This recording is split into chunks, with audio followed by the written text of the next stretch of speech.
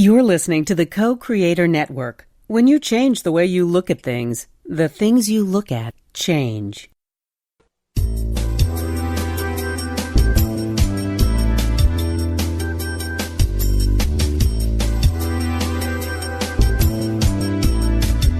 Good afternoon. Welcome to Why Shamanism Now, a practical path to authenticity, with your host, Christina Pratt, director of the Last Mask Center for Shamanic Healing. She's talking about how shamanic skills can bring us to physical, emotional, mental, and spiritual well-being, especially when nothing else can.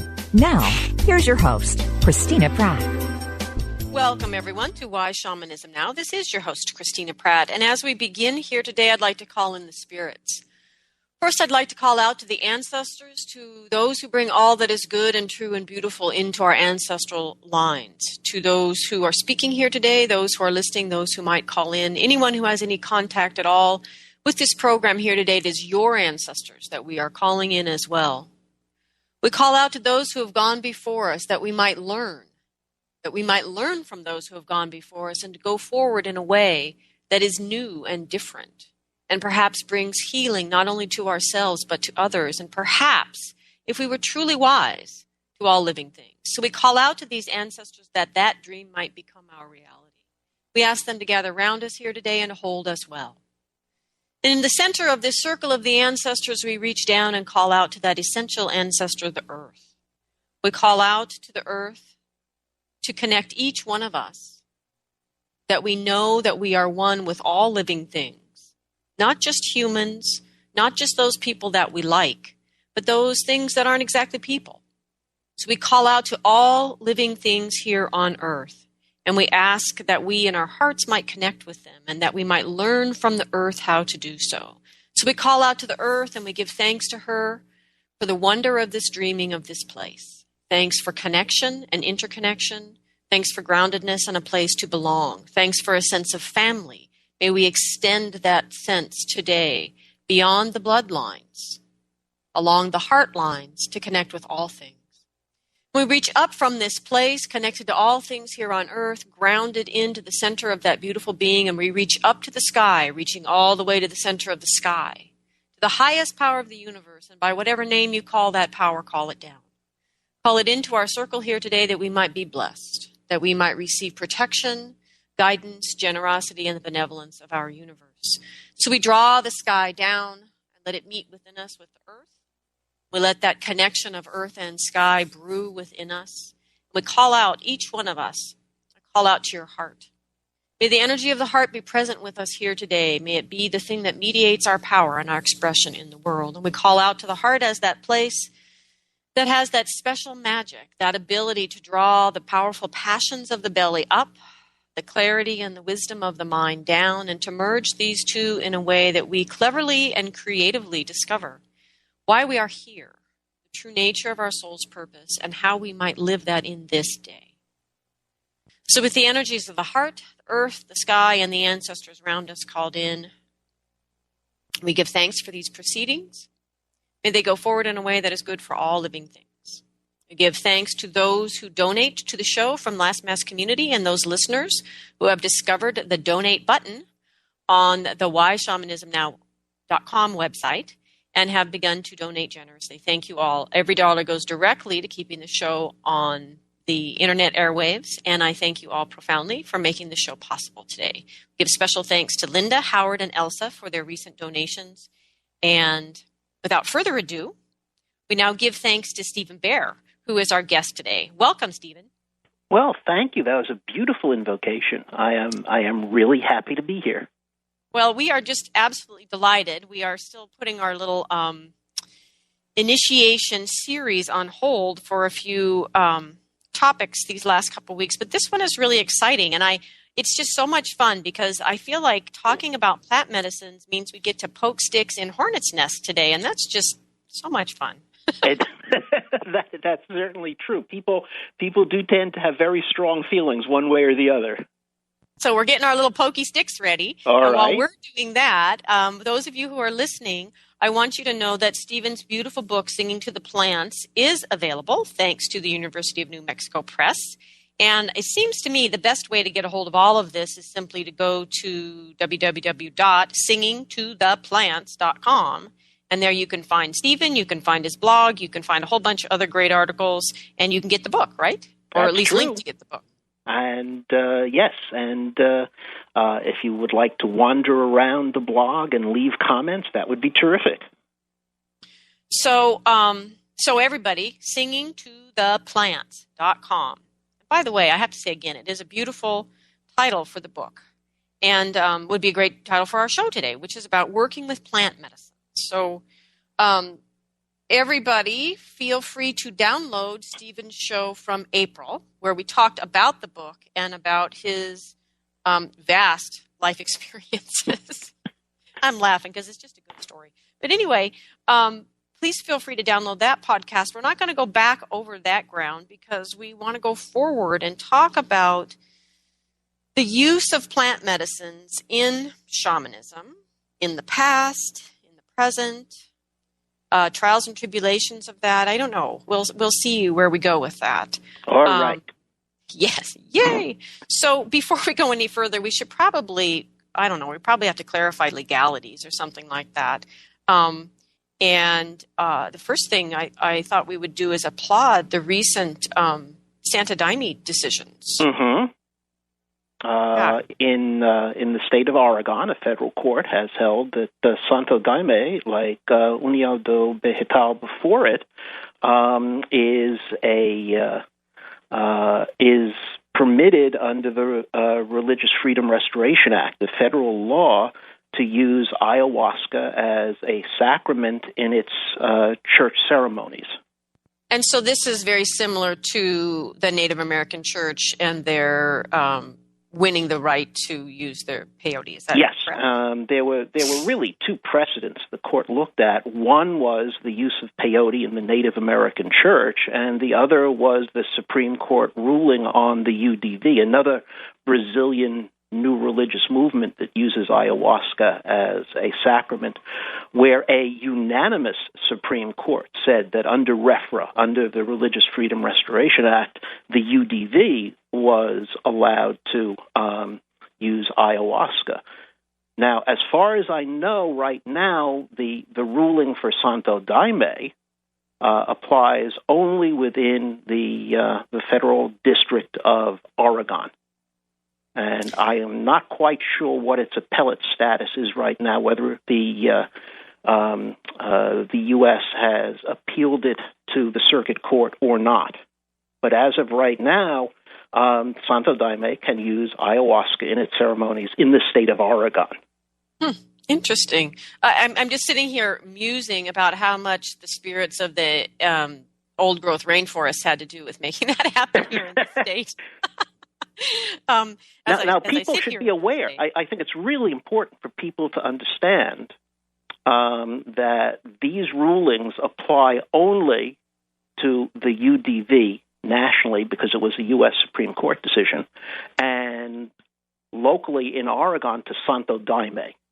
Ayahuasca has not been legalized, and the two Brazilian churches are still under an obligation to keep track of their ayahuasca, to import it under strict regulation, and to take steps to make sure that ayahuasca does not get to be used outside the ceremonies of the church. It's not as if people can now go drink ayahuasca anywhere they want and under any circumstances they want.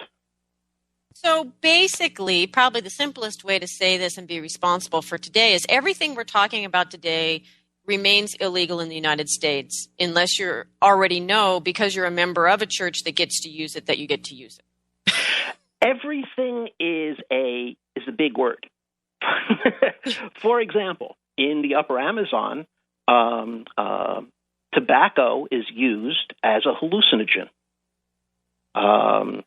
And if you ingest a sufficient amount of tobacco, of nicotine, it acts as a hallucinogen and is used for that purpose in the Upper Amazon, especially by shamans who are called tabaqueros. but it's also used in ceremony. It's mixed into the ayahuasca and is legal in North America. It's hard for us to think of nicotine, of tobacco, as being a hallucinogen for two reasons, I think. One is that the tobacco that we get in North America has very, very low nicotine levels compared to the tobacco used in South America, which is a different species that can have 8 times as much nicotine as the tobacco used in cigarettes in North America. And the other reason is that people smoke tobacco as a mood stabilizer. They use nicotine to calm them down when they're anxious. They use nicotine to get them going when they're feeling slow and depressed. Nicotine can help you with your mental focus. And many people in North America smoke it until they achieve that effect and stop long before they reach the dose that could cause hallucinations. But there have been stories of people who are trying to stop smoking and have a nicotine patch and go ahead and smoke anyway and hallucinate. So I would say basically with that exception, it is generally true that the sacred plants, the psychoactive plants, are illegal in North America. So let's go from there and just talk about what makes these, you just said the psychoactive plants. So the kinds of plants we're going to be talking about today that are generally used for sacred purposes. Mm-hmm. Let's talk a little bit about the sort of the array of qualities that make them useful in sacred ceremony. I think, and I'm asking you this because, of course, the old language really isn't adequate. I think if we're going to actually talk about this realistically. I think that's right. I think if we're going to talk about the sacred plants that are used by shamans in their practice of shamanism, in their shamanizing, I think we have to respect the fact that there is a whole array of these plants and fungi, and people have fallen into the habit of calling them all entheogens or hallucinogens or whatever, when in fact I think that their effect and their uses are very, very different. I think the problem is that we started off, people started researching psychoactive substances using LSD. And the assumption was made that all the psychoactive plants, one, have single active molecules, dimethyltryptamine, scopolamine, nicotine, that are the effective part of the plant, like LSD, and that the experience in a laboratory setting of each of these plants was essentially like LSD. And what they didn't do was think about the way in which the sacred plants are used in their indigenous ceremonial settings. They didn't think about the interaction of multiple molecules in the plant. They didn't take into account the fact that these are not just collocations of useful molecules, but in fact, they are spirits. And so we have reached the present day where the assumption is made that they are all sort of the same, and they're lumped together as entheogens, when I think that the effect of many of them in their conditions of use in indigenous ceremonies are individual and unique to each plant. As we talked about last time, my thought about them always is that they have different personalities, which is another way of saying they're spirits. Mm-hmm. They are unique beings, just like we're unique beings. I think that's exactly right. Let me give you an example. there are, generally speaking, three major hallucinogens that are used in shamanic practice in the Upper Amazon. And they are mapacho, or tobacco, they are ayahuasca, and they are toé, which is a variety of species in the genus Brookmansia. These plants grow in North America. They're called angel's trumpets. I'm sure you've seen them. Mm-hmm. They have these. They grow in the tropical part of North America. They have these trumpet-shaped, beautifully colored flowers that hang down. At night, they have a very, very strong, sweet perfume. And if you saw one, you'd recognize it right away. It's called toé. And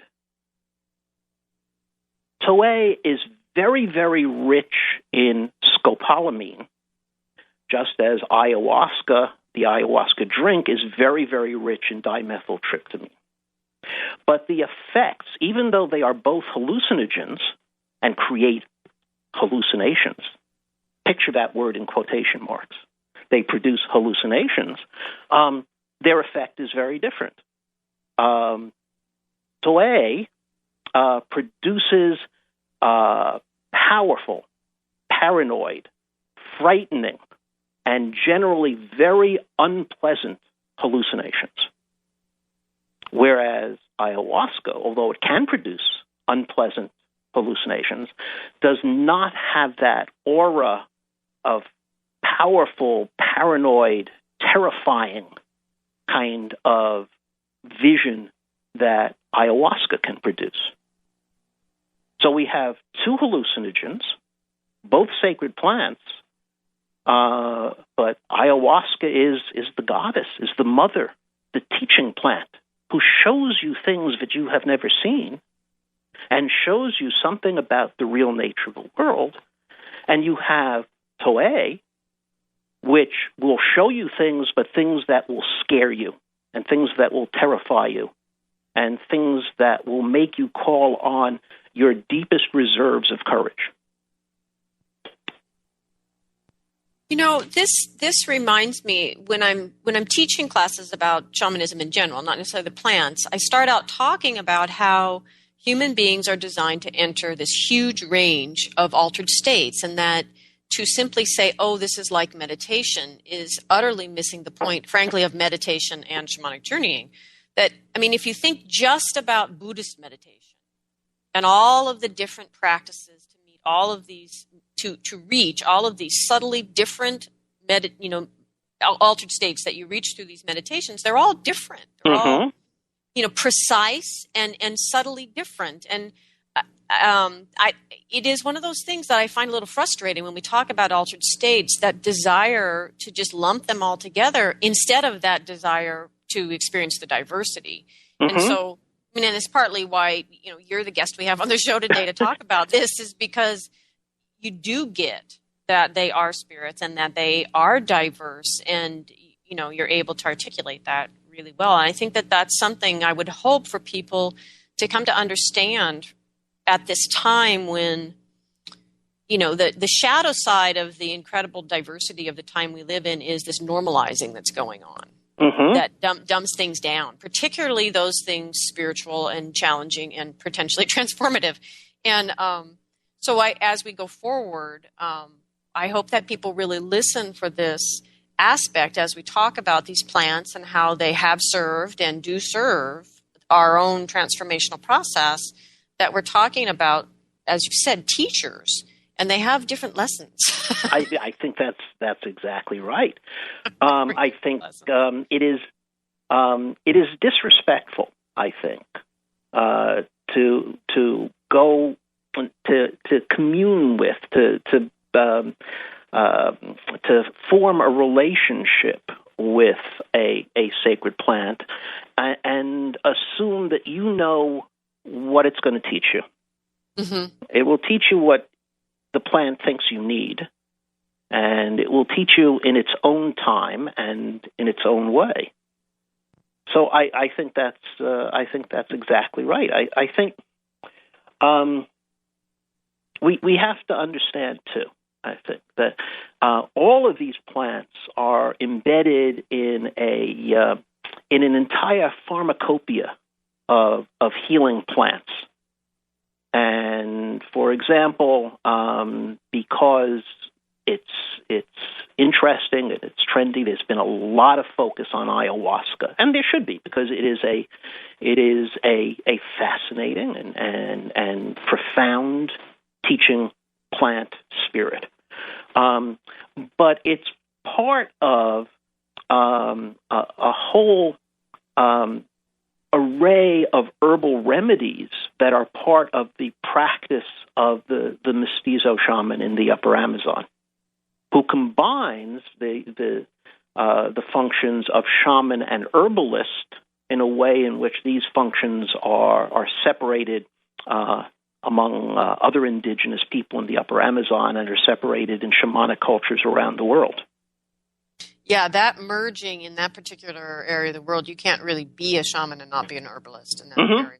And that's not necessarily true everywhere else. I think that's right. It's not true.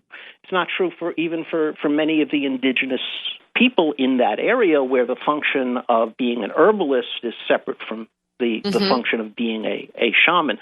A shaman is somebody who drinks ayahuasca and who sucks out pathogenic projectiles from the body of somebody who is the victim of sorcery.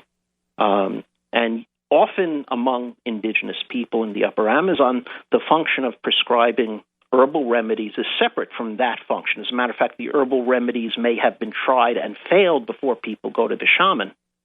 What's interesting about the mestizo shamans is that they combine the functions of herbalist and shaman. And I think conceptually they see the psychoactive plants as being part of this huge natural pharmacopoeia that the jungle has provided to them.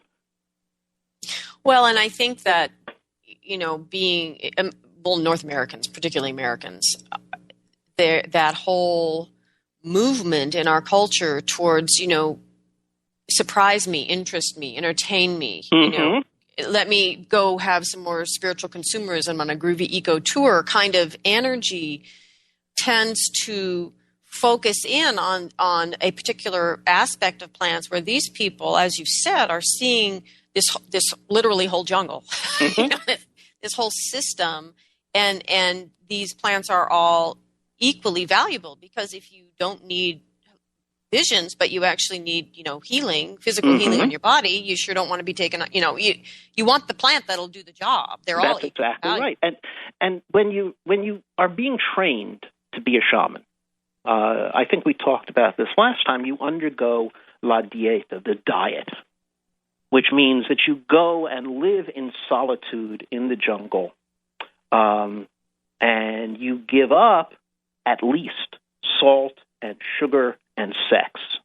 And what else you give up varies considerably with different indigenous cultures and different teachers, but throughout the entire Upper Amazon, undergoing a period of restricted diet is universal. And the idea is that you go into the jungle and you ingest the plant, and you give up salt and sugar and sex and maybe spices and pork and fat, whatever.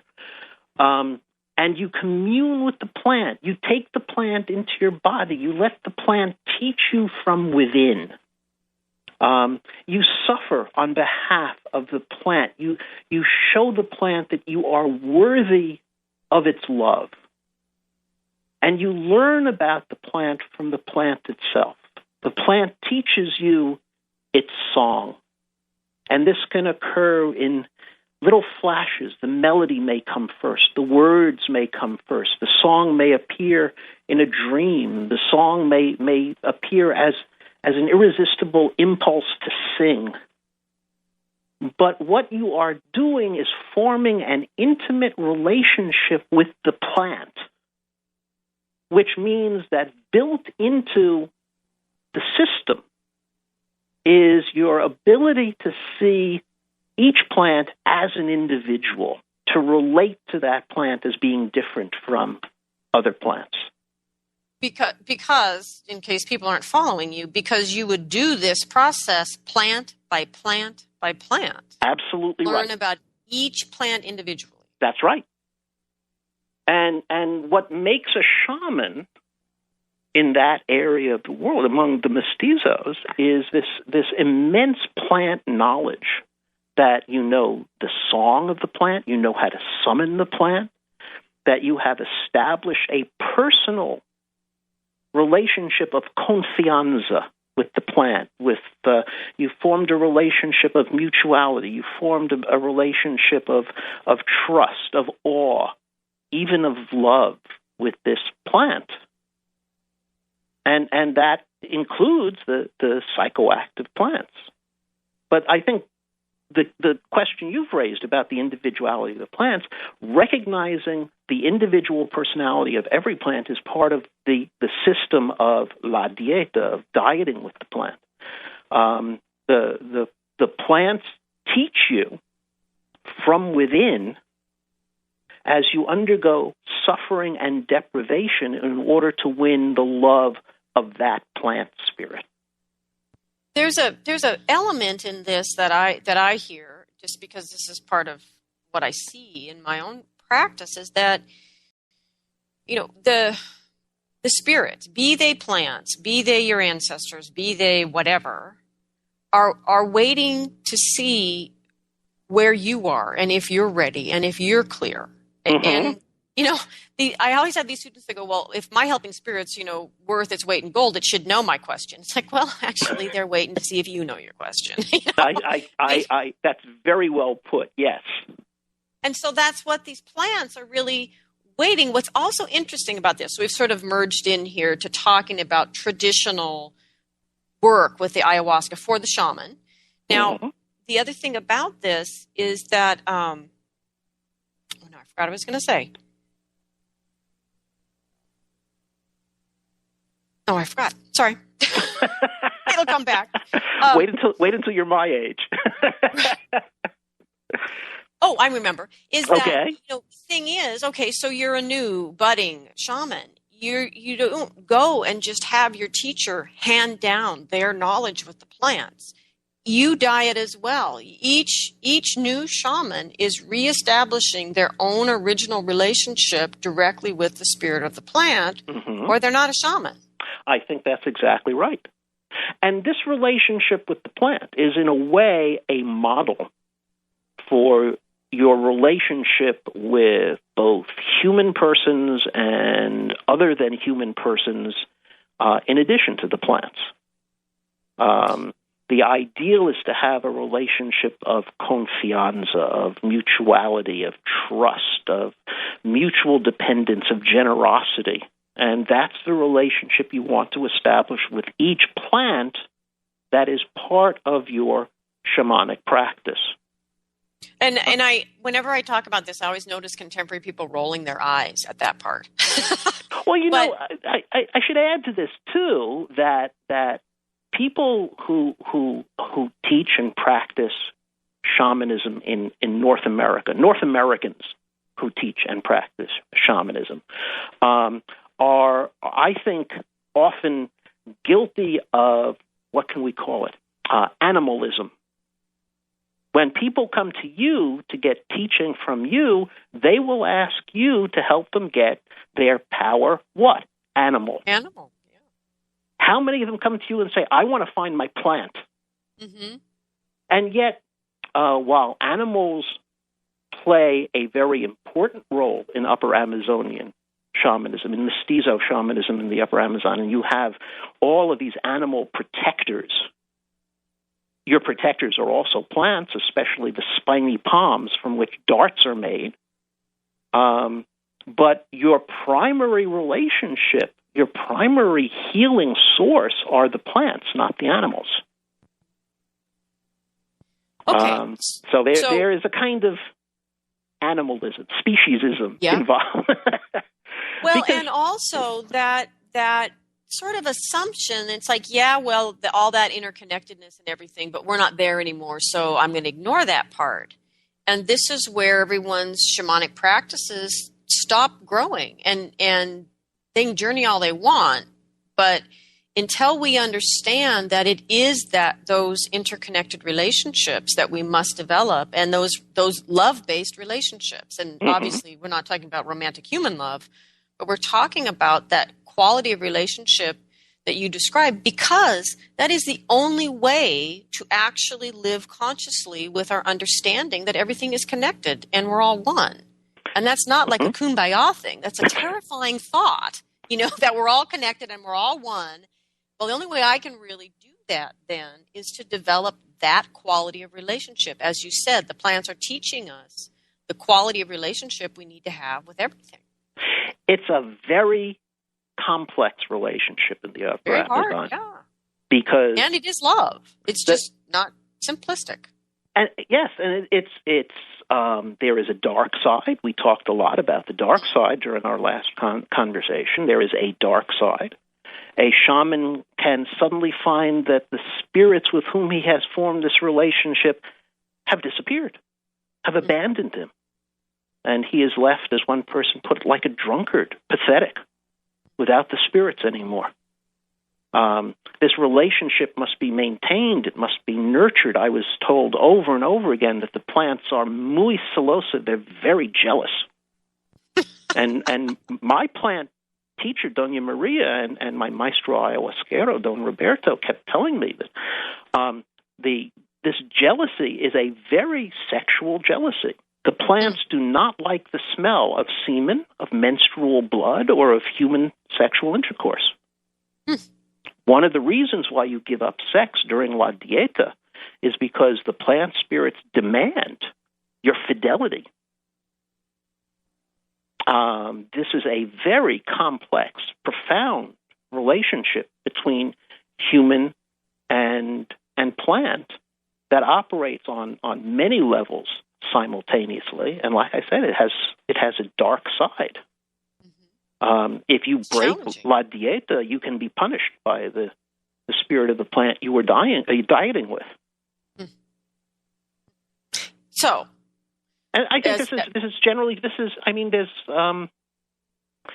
as you and I talked last time, shamanism is filled with these complex and profound relationships with spirits, the relationship between healing and harming, shamanism and sorcery, and I think that the relationship with the plant spirits partakes of that, of both the light and the dark sides of shamanism. Well, it is very complex, and and actually it's another part of the reason for this show, because I think that there are some very simplistic ideas being shopped around out there about shamanism that set people up to be utterly and completely unprepared for some of these deeper experiences. So Steve, tell us, okay, so we have an idea here with ayahuasca of the shamans learning to work with it. So now give us a sense of local people then going to work with those shamans with ayahuasca. And because what I'd like to do is sort of set the context for then what happens when a busload of gringos comes in to work with ayahuasca. So let's talk about what it looks like kind of in the form the plant spirits taught the people to use. Well, let's say, pre-1990. Yes.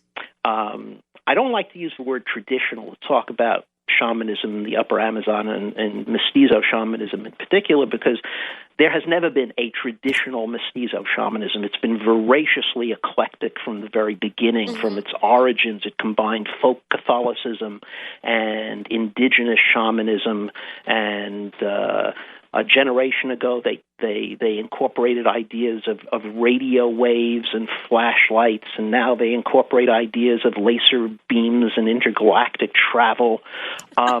It's always been voraciously eclectic, but we can talk about, say, pre-1990 mestizo shamanism in the upper Amazon, which is still being practiced most places in the Amazon, except in a few cities like Iquitos and Pucallpa, and now Puerto Maldonado, where there are a relatively small number of mestizo and indigenous shamans who have contact with gringos coming in to drink ayahuasca.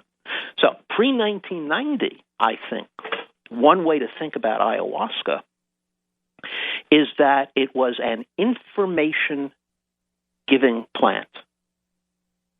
Ayahuasca gives you visions that tell you things you need to know. In a shamanic context, for example, it allows the shaman to know where lost objects are because he can see them. If somebody comes to a shaman and wants to know about the well-being of a distant relative, ayahuasca can tell the shaman that this distant relative is healthy or ill. If somebody has drowned or somebody has disappeared on the water, the shaman can see what's going on under the water and see whether that person, for example, has been abducted into the city of the water people or the mermaids. The shaman can see, because ayahuasca shows him, where darts have penetrated the flesh of a sick person and can show him the face of the sorcerer who has projected those darts. It tells both the shaman and the patient who is drinking ayahuasca who is sleeping with an unfaithful spouse or who has cast the spell that has caused the patient's business to fail. Ayahuasca gives you information. It does not itself cure anything, but it tells the shaman what the problem is and will tell the shaman where to suck out the pathogenic projectile, the dart, the monkey tooth, the razor blade that has been projected into the patient's flesh. So it's diagnosis and clarifying the remedy, though ayahuasca itself may not be the remedy, or isn't it? Precisely. Okay. And that's its role in the healing ceremony. It is part of the entire healing process. So it could be, kid wakes up sniffly and whatever, and mom probably has the plants needed growing outside. Yes. And, and does what would be our over-the-counter remedy is over-the-kitchen counter remedy. Right. Gives the kids the plants, and they should have worked, and they don't. And so then,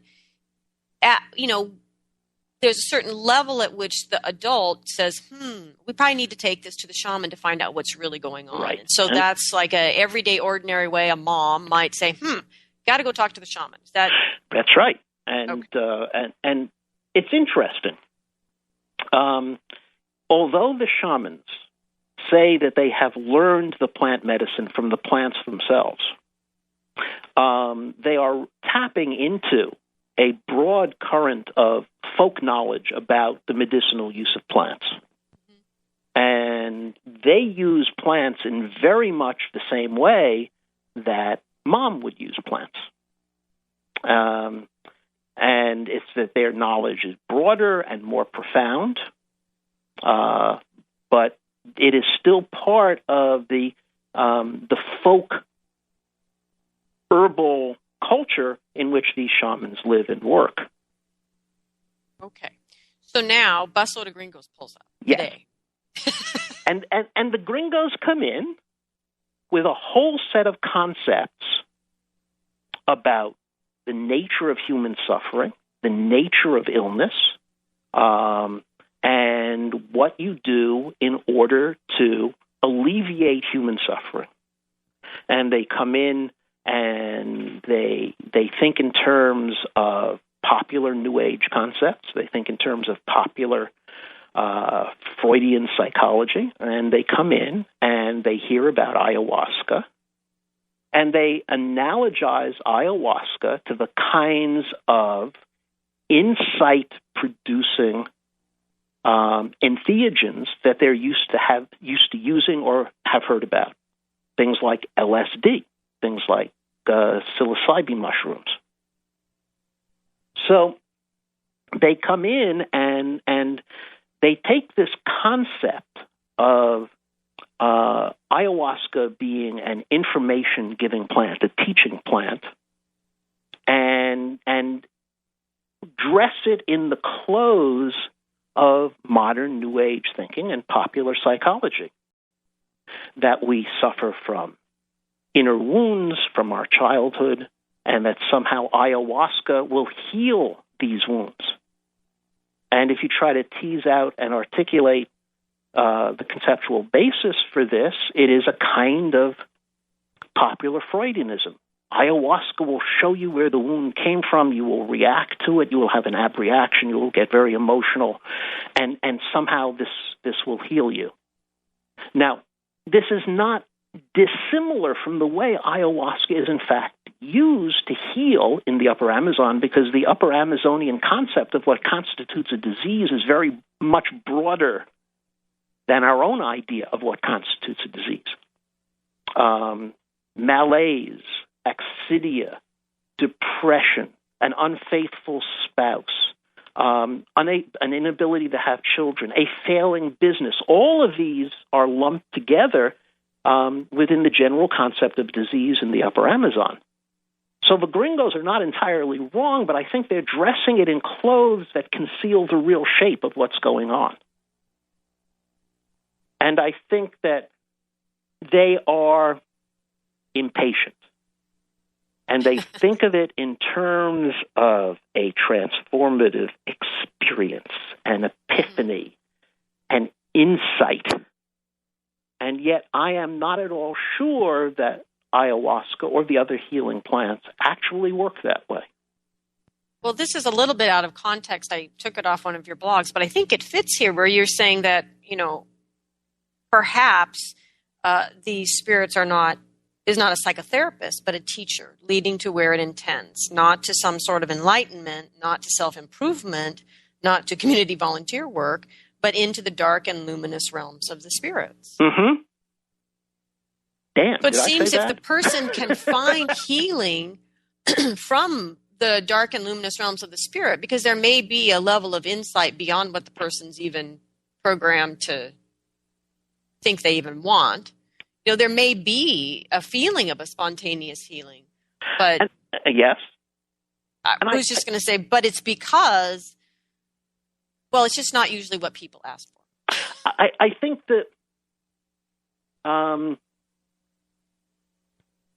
if I had to give one piece of advice to somebody who was going down to Peru to drink ayahuasca, I would say, give up your preconceptions. Because preconceptions are a way of attempting to control what's going to happen. And what that means is that you are closing yourself off to the plant spirit. And what the plant spirits demand is an open-heartedness in their relationship to human beings, just as I think the plant spirits ultimately demand open-heartedness in our relationship to each other, mm-hmm. and our relationship to all the plants and all the animals. To go down there and say, I am going to have an epiphany, I am going to have an insight, is an attempt to tell the plants how they should operate. Well, and particularly when we're saying, I've rejected allopathic medicine, I refuse to talk to a therapist, I reject all of this, here I'm going to heap everything onto you, plant spirit, fix me. Yes, exactly right. And I am not sure that is the way to establish this kind of relationship of confianza that you should have with the plant. I don't know if I told you the story last time, but if it's okay with you, I'll say it, even if it's again. Sure. There was a time when I used to help somebody put people up on the hill for a vision fast. And I did a number of vision fasts in the deserts of the Southwest, in the Gila Wilderness, in Death Valley, in the Pecos Wilderness. And I worked with my teacher to help put people up on the hill and hold the base camp for them while they were away.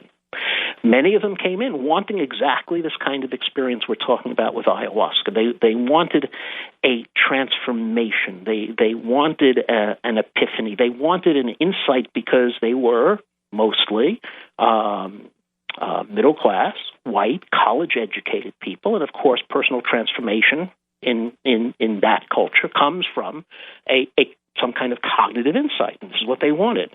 They wanted an aha experience. And some of them got it. Many of them did not. They wanted what I came to call the pink neon buffalo to come thundering over the horizon. And there was this one guy who went out. We were in Death Valley and right by the Eureka Mountains, and these washes come down. He walked back into one of these washes and found a cave. And he was pretty miserable during those 4 days and 4 nights. It was hot during the day, and it was a bad year for mosquitoes, and it was cold at night. And he really suffered, and he didn't have a vision. And he came back down, and he was distraught. He was crying because he had not seen the pink neon buffalo. And so I talked with him, and we talked for a while about what he had actually seen.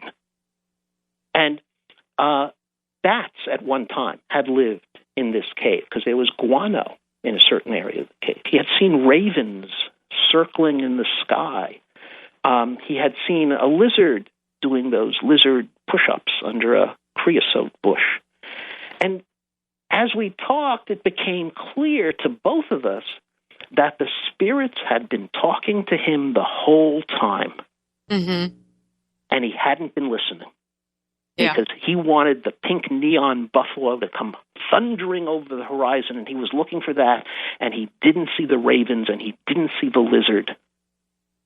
And I think the same is often true with ayahuasca. I think people can drink ayahuasca and be deeply disappointed because they think that it's going to be like an LSD experience, or it's going to provide some kind of cognitive insight into the nature of reality or the nature of who they are. They think that somehow the plant spirit is going to grab them and turn them into a different person. And when that doesn't happen, they feel like it's their fault, that they're inadequate. When in fact, the plant may be changing them in subtle ways that they may not even be aware of for 6 months or a year. Because I think the plants teach us, the plants heal us in plant time, not in human time. So with ayahuasca then, if we were saying, the biggest hazard for a contemporary person entering into working with this plant for ayahuasca might simply be their expectations. I think that's right. Well, I'd like to be able to spend a little bit of time also talking about cactuses and mushrooms. Sure. So with this idea of personality, the personality of the plant and how they're used traditionally, and what what might be a good way to approach them as a contemporary person, do you have a favorite cactus you want to talk about? Well, I think that the peyote cactus and its cousin, the San Pedro cactus, both are rich in mescaline, and I think they have similar personalities. They're cousins. If we think about, the ayahuasca drink and the peyote cactus and the teonanaket, the psilocybe mushroom, I think they have very different kinds of personalities. I think the teonanaket is more cognitive. It's closer to the kinds of insight or depth producing experience that people in North America take as normative for psychoactive plants. I think that San Pedro or Huachuma are heart-opening plants. I think they are they are closer to what the word empathogen was coined to describe.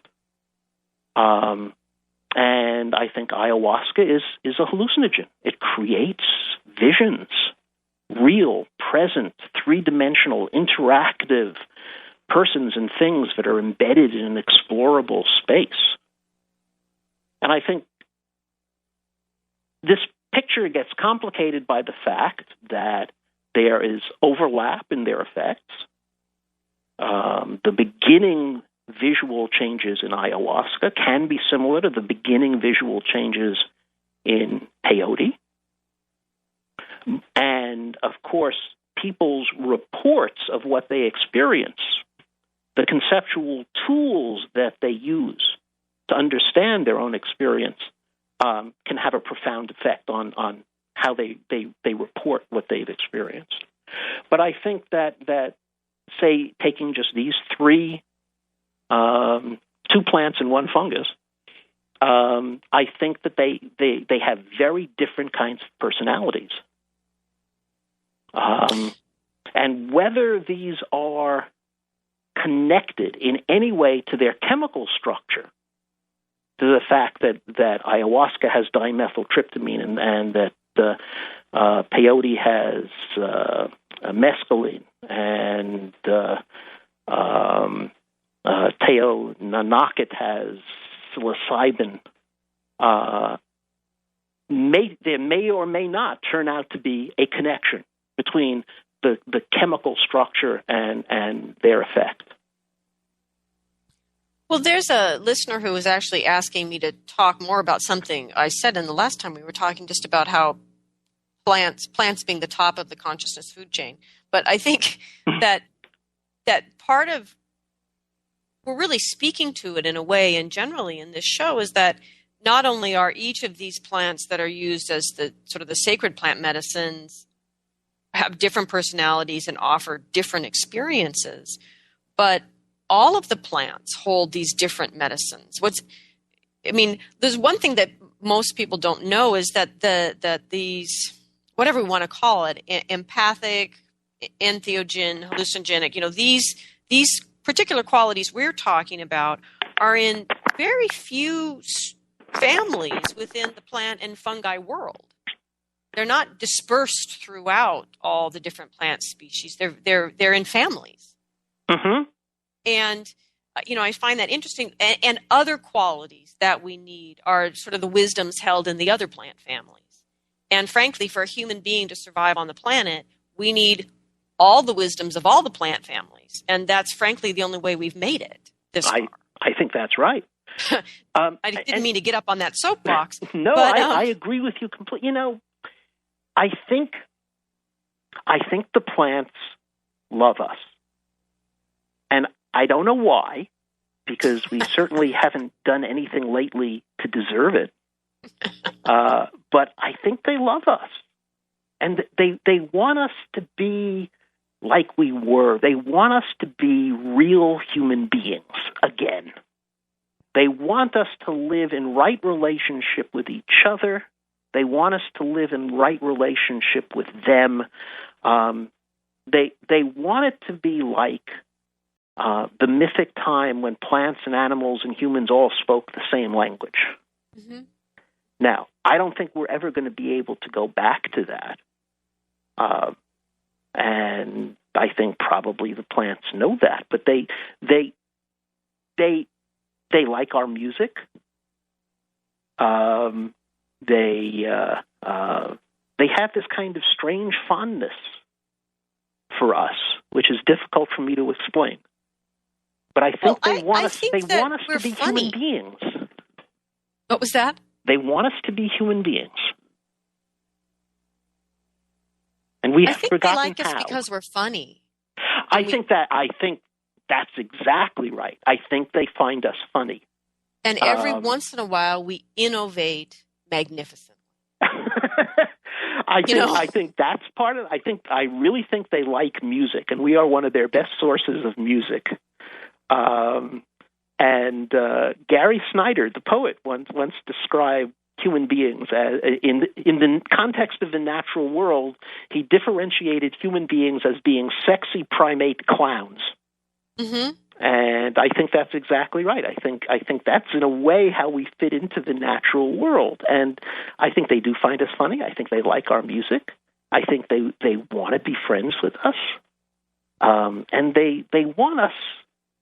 They want this relationship of confianza, and that's why they have taught the shamans of the Upper Amazon how to relate to plants through the restricted diet, how to focus your mind on your relationship with the plant, how to sit in silence and solitude for days and days in the jungle, just watching the jungle, being absorbed into the jungle, absorbing what they call the smell of the jungle, becoming one with the jungle, as we once were back in mythic times. But they do wish for us to be better humans. Oh, absolutely. And that, shamans in the Upper Amazon are generally among the best hunters and fishers. They are called men of the jungle, with great respect. And I think part of that is because they spend so much time in solitude in the jungle, just sitting quietly and watching. And there is folklore about people who drink ayahuasca slowly being absorbed into the jungle until they become like a plant themselves. And I think that's, again, what this myth of primal unity is telling us, that somehow we need to become part of the jungle again. We need to have this relationship of trust and generosity and mutuality with the plants. And I believe that message is, you can substitute whatever in the jungle for whatever your terrain is. That the plants everywhere are asking us to come back into relationship with them, be it alpine or high desert or prairie or what have you. That and just as it transformed you as you were being Mr. Survival Guy, you stop for a minute, you look around and go, life's really easy for these people. What's going on? And then you realize, well, they're sitting quietly enough for a while to talk to plants and learn. Susan Weed, who is one of the great contemporary herbalists, a woman for whom I have great admiration, told me once that when her apprentices come to work with her, what she does is make them go herd her goats for weeks at a time. Bless her heart. Because it's kind of like La Dieta. Herding the goats makes them go out in solitude into the woods where they have nothing to do, because the goats pretty much take care of themselves, except to watch and to learn and to start to build a relationship with the spirits of the local indigenous plants around her farm. And to me, that's a form of La Dieta, only with goats. La Dieta with goats. That's right. Lovely. Well, I can't believe this, but our hour is actually already up once again. Well, I had a terrific time. We'll have to do this some more. We'll just have to do it some more. Absolutely. Thank you so much for joining us and for sharing your wisdom and your experience with the plants. It's beautiful. Thank you. It was a great pleasure. Thank you so much. So I want to also give thanks to all of your teachers, be they humans or plants or whatever, actually, and all of their ancestors for helping you to become such a great human. So thank you. Working on it, but the spirits are constantly disappointed.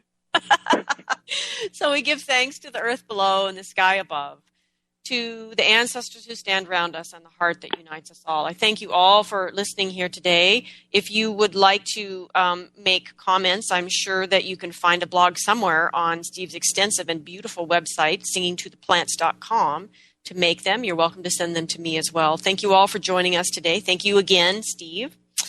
And next week, we will return, finally, to our initiation series with an interview with Reverend Shaman Jean-Luc Edwards from BC, Canada.